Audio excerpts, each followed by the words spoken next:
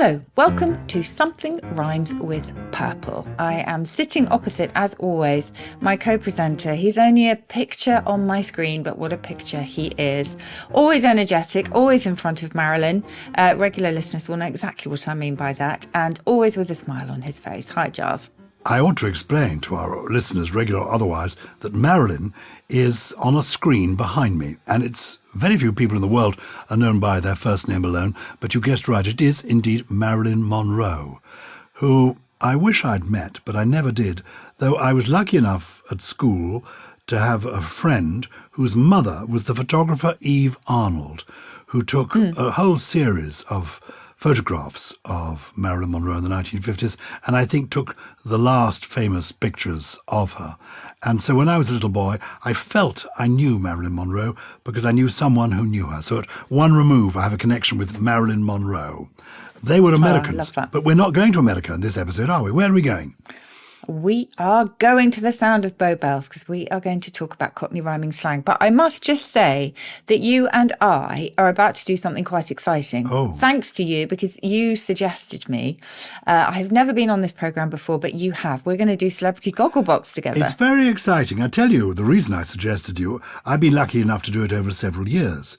It's a strange programme. If you're listening to this in another country, and the joy of Something Rhymes with Purple is we have purple people listening across the globe. Gogglebox is a show that started out on British TV. It's now shown in some other countries where real people are filmed watching TV. That's as simple as that. And you see their reactions. It's such a daft programs. concept, but it works so brilliantly. And they do a celebrity version with often the celebrities of people I've never heard of.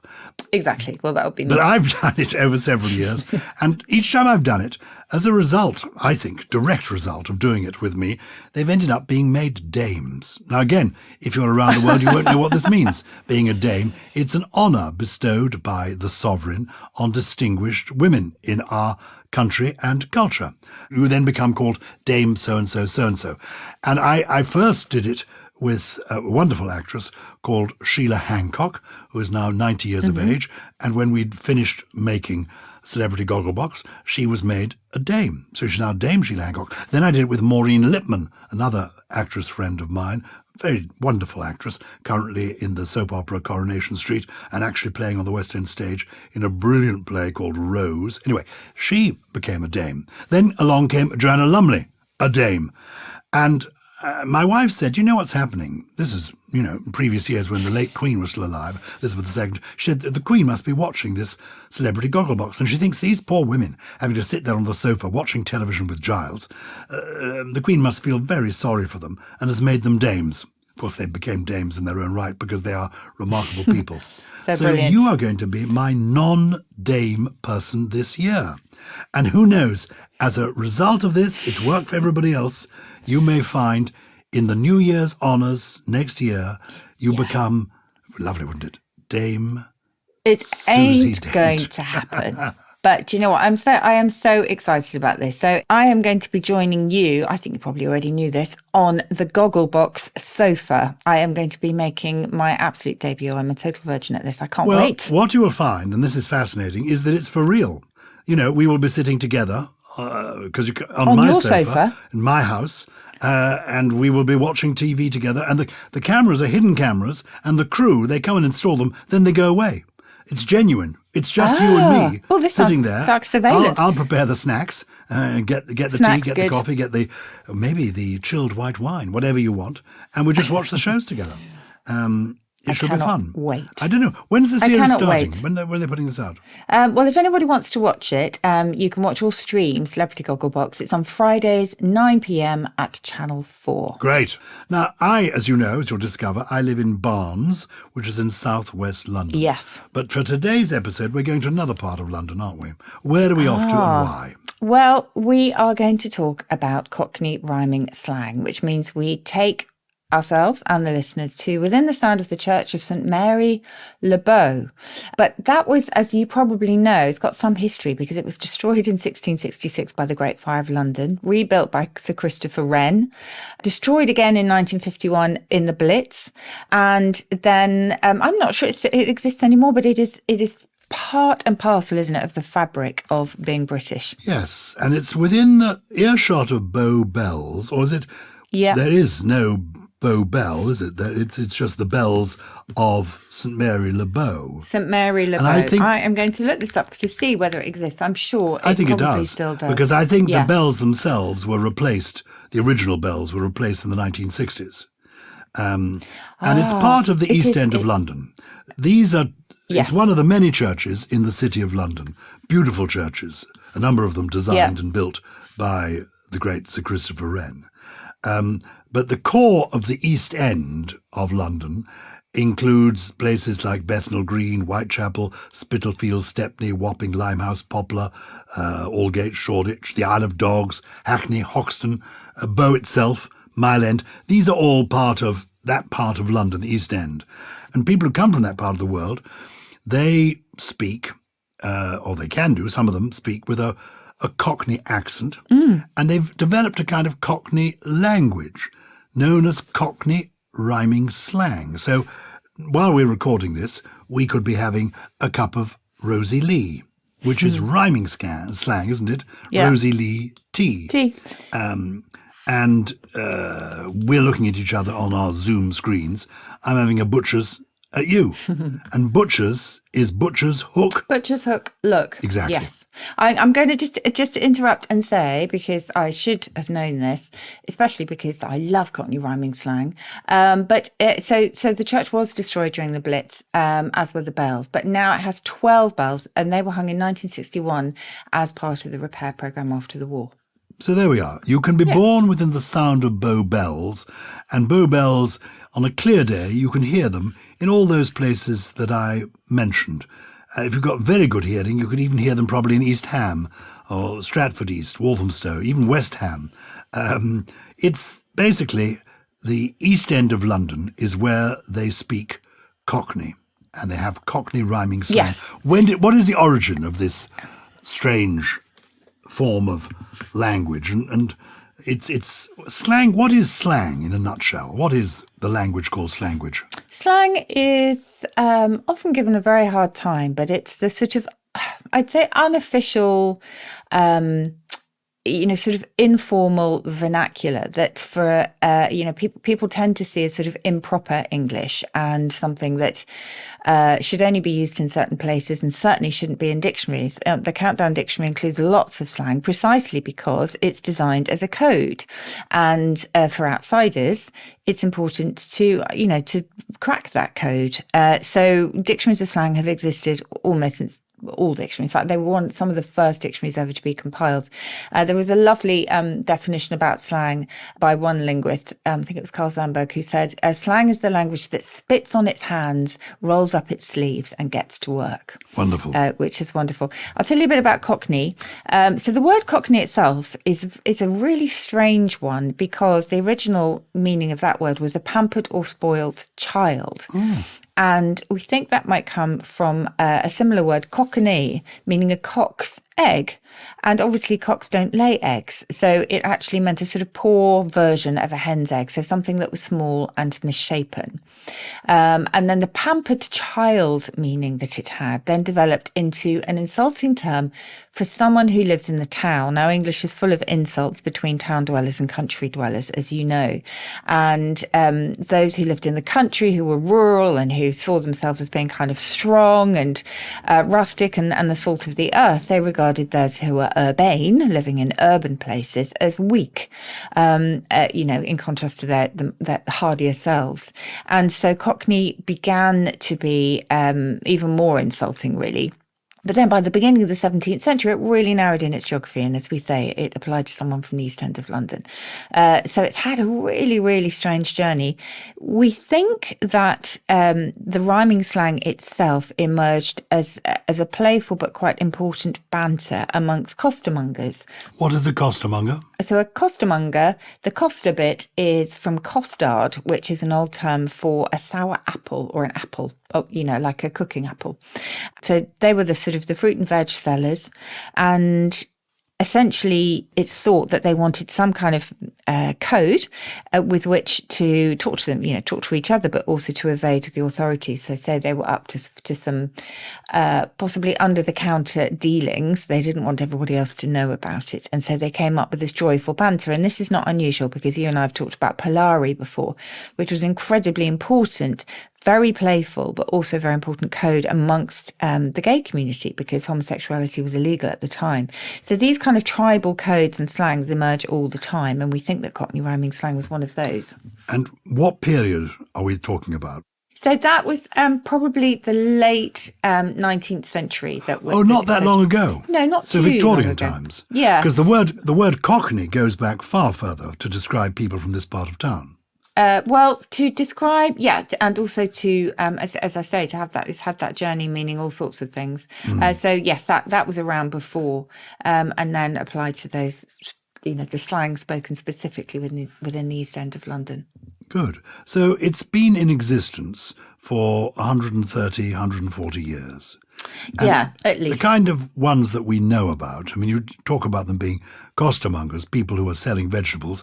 I'm very familiar with the Cockney rhyming slang for stairs, which is apples and pears. Yes, absolutely.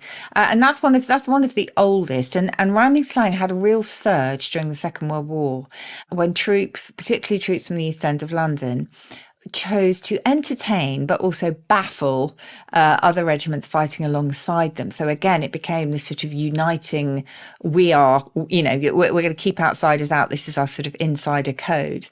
So anyone fighting alongside them in the trenches couldn't understand this. And maybe also it was a bit of a mocking nod to some of the really broad Glaswegian, Belfast, you name it, brogues that were being spoken in the trenches. And those from the East End of London have always been mocked themselves. So I think it may have been a bit of kind of tit for tat.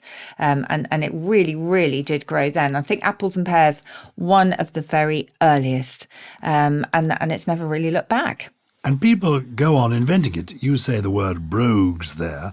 I think that could be quite good rhyming slang for rogues. You can invent them as you go. I mean, I remember when I was young, a new word came in for flares. When flares were popular in the 1960s, they were called your Lionel Blairs. Yes. Because Lionel Blair was a choreographer and dancer. Lionel Blairs give you flares. But actually, they were just called your Lionels, because that's the perfect thing about Cockney rhyming slang, isn't it? Is that the second half? Way it works then. Yeah, so the second half of the formula is often left off. So use your loaf of bread, your head, which is why it's particularly opaque to anyone outside. Because so take a butcher's is what you say. Yeah, take a butcher's means take a look, because in fact the full phrase is butcher's hook. Yes. That takes you to look. Exactly. But sometimes you definitely get both words, because I do remember my father, this day, who was not a Cockney at all. He came originally from Cheshire, but he would often, this was in his day, you often described your wife as your trouble and strife. And there, it's the whole word. You never talked about your trouble. It was your trouble and strife, meaning your wife. Yeah.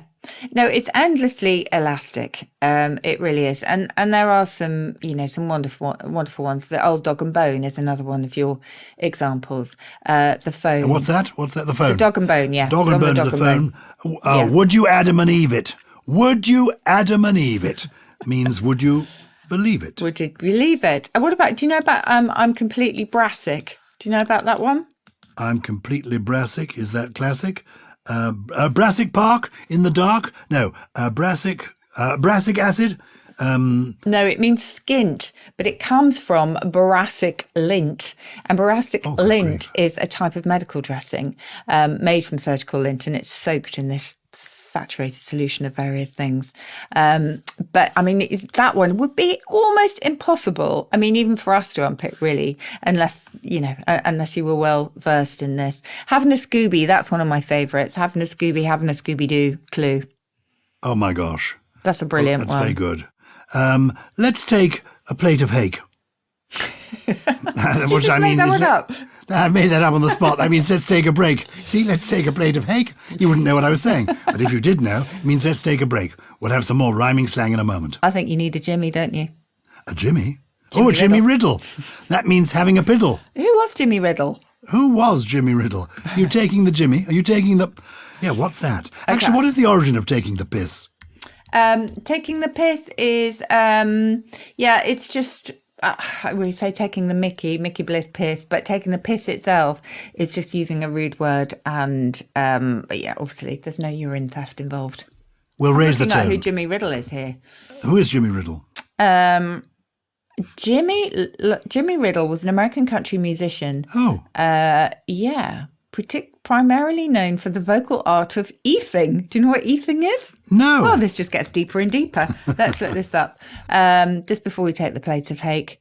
It's a vocal technique, maybe Native American, similar to beatboxing, but nearly a century older. So that's amazing. Okay, I'm going to be looking. So Jimmy Riddle was a real person. I just assumed it was an invented name to rhyme with biddle. Because it is. Ruby Murray. Ruby Murray. I know. Let's go for Ruby Murray. She was a real person, wasn't she? She was a 1950s pop star, wasn't she? She was a singer of yesteryear, and a Ruby Murray is to have a curry. Yes. Oh, my goodness. What was that phrase you used? It's all gone Pete Tong. It's all gone Pete Tong. Who is Pete Tong, and what is that rhyming slang for? Oh, going wrong. Pete Tong. It's gone wrong. Oh, Pete Tong. So Pete Tong was a DJ. He worked on Radio 1. Do you not remember? Well, I don't remember, I'm afraid. Okay. All right. So has rhyming slang, Cockney rhyming slang, gone into other languages at all? I mean, would people in America recognise take a butcher's for take a look? No. I mean, they might recognise it, but I don't think they would use it themselves. But I tell you where it really flourished was in Australia, massively. So a flower in Australia is called a cobra shower. Oh. Which I quite like. I'm having a cobra shower. Or I've given her a cobra shower. That's charming. Often they are named after people, and they wouldn't translate. I think Dickie Bird was a very well-known cricket umpire. And Dickie Bird, I think, is rhyming slang for simply word. Can I have a Dickie Bird? I hope it's that and nothing ruder. I think maybe actually Dickie Bird is as in a real bird. It may predate the umpire who was called Dickie Bird. I want a Dickie Bird, meaning I want a... Do you say to someone... I want a word. Okay. I mean, have you heard of that one? No, I don't think I have. I think I recognise the name Dickie Bird for sure. I mean, he was quite famous, wasn't he? But I've not heard...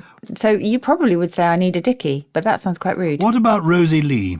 I know that means tea, but was there a real Rosie Lee? I think there was a Rosie Lee, and I seem to remember looking this up and I've completely forgotten. Let me... Okay. I keep telling people that you know all this stuff in your head. I know say, everything. Oh, she's a genius. She's got all this stuff stored in her head. The truth is she's fumbling through her dictionary most of the life. Always. Rosie Lee appears to have originated in the early years of the 20th century. First recorded in Edward Fraser and John Gibbons' Soldier and Sailor Words and Phrases from 25. But no, we actually... It doesn't say that there was a real Rosie Lee, sadly. I love the idea. There must have been lots of Rosie Lees, but whether there was one particularly associated with rhyming slang, I'm not sure. Mince pies are eyes, aren't they? Yes. And I think you describe them as mince pies. I saw it with my own mince pies, is what you'd say. Yes. Not with my You're own mince. You're absolutely right. No. Yeah. What about if I said to you, I've just met a really nice bunch of Bacardis. I've met a really nice bunch of Bacardi rum. Is that Bacardi? Bacardi breezes. Ah, geezers. Geezers. So is that a rhyme for geezers? Yes. But how strange, because geezers sounds like slang in itself. Geezer. Well, the geezer actually comes from the old mumming plays in medieval times when there was a lot of miming. Mum is from keeping your mouth closed, and there were people who were dressed in disguise, so it was all about guise, and then that became geezer, which was originally spelled Guiser. So there were people who acted on stage, and then it became... Oh, but this is riveting. So a geezer, silly old geezer, meaning a silly old bloke.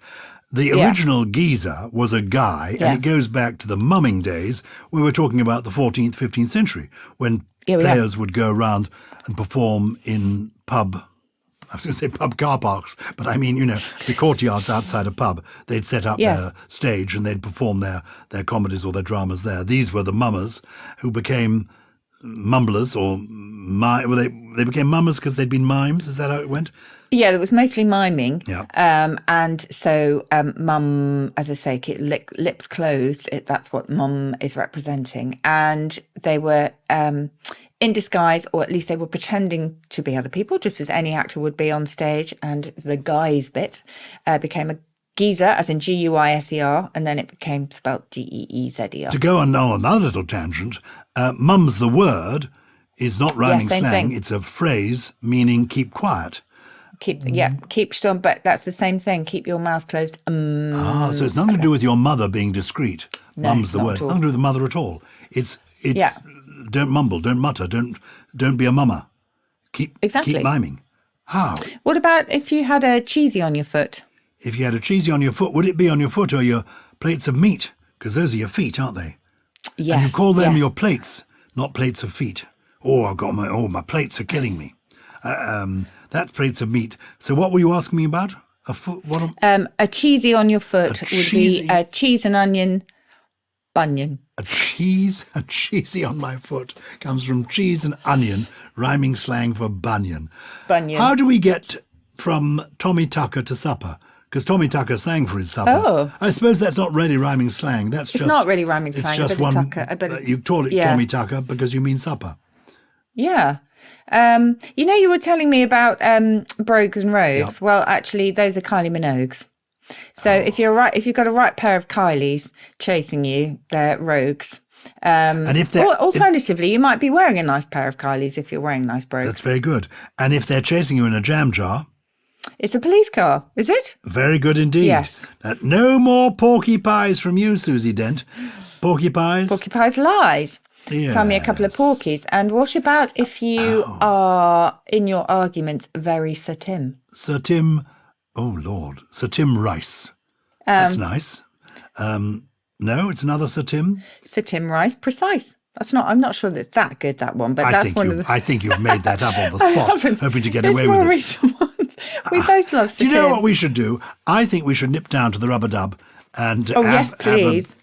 Have a drink and come up with some more rhyming slang. What I'd like to know from our listeners, please, is if there is the equivalent of rhyming slang in other countries and other cultures. Because if it worked in the East End of London to the extent it has, where there are literally, if you go to a Cockney rhyming slang dictionary, you find hundreds of examples. Yes. I've just given you a few. I can't believe you wouldn't find it in Australia, Africa, India, North America. There must be other rhyming slangs in other parts of the world. And perhaps people could share their rhyming slang from their territory with us at our new email address. Get this, Purple People. Yeah, that's the address. purplepeople@somethingrhymes.com. purplepeople@somethingrhymes.com. And that's something with a G. Although there will be some people who couldn't give a dental. Oh, couldn't give a dental floss? I don't know. Dental ointment? I couldn't give a dental floss. Oh, rhyming for toss. Yes. And toss. What does that mean? Couldn't give a toss. Sounds a bit rude. I think it is. Let's not go there. Well, let's not go there in this episode, though it's high time. We haven't had a rude episode for a long time, and I've got a lot of rude language that needs to be coming out. Okay. We're totally, when we are live, we are totally uncensored, and we do a few live shows.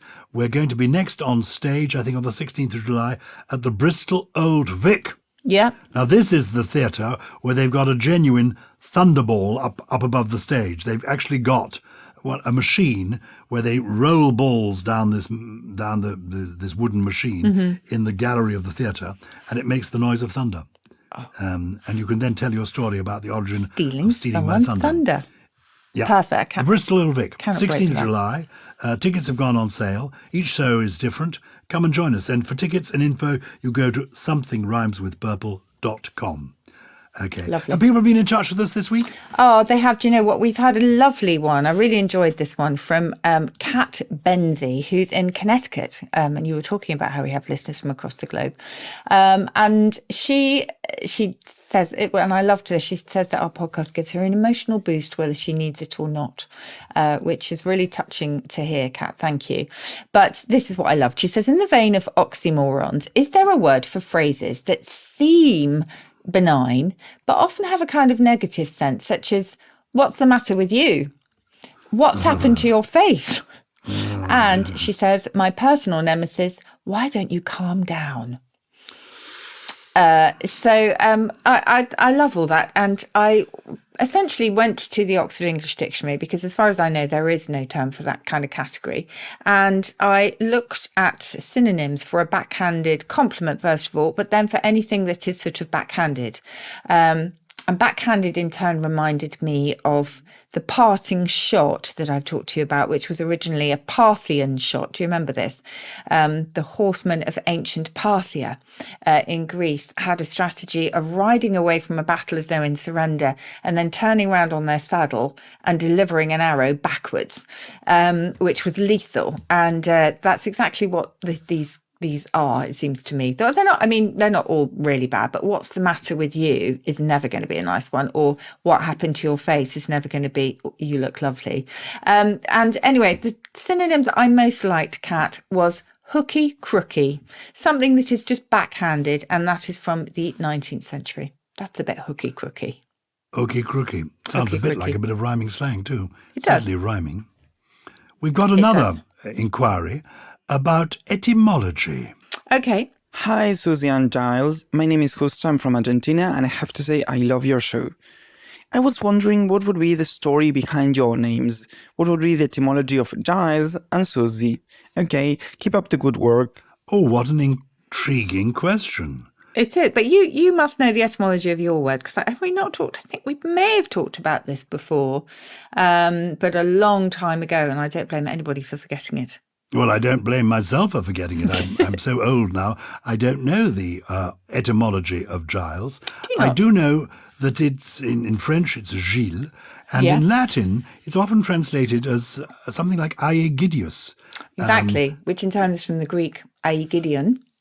Explain. You know what that means? No. Oh, I love this. I love the fact that you have lived your whole life without knowing that your name comes from a young goat.